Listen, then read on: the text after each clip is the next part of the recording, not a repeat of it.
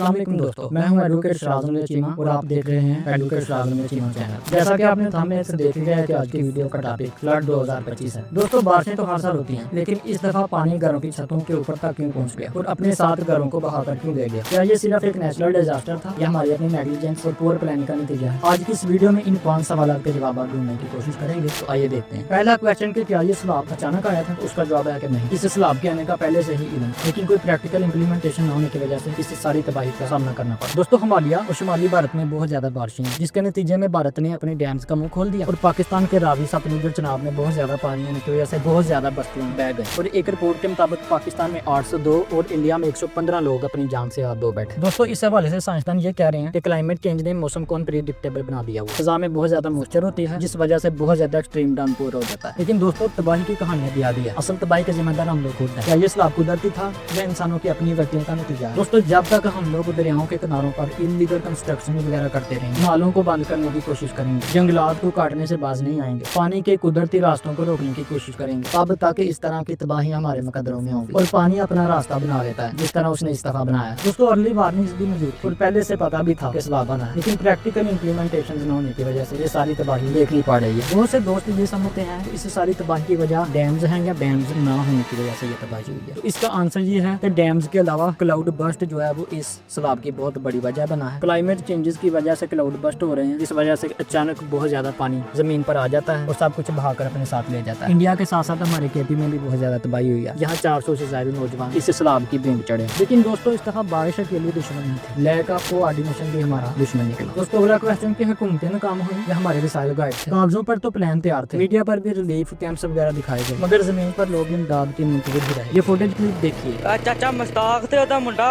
टाली दे उत्ते टंग किते ने टेरे जांदे सुबह टंगी गए ने ते इत्थे 112 वालियां नु घल्लो।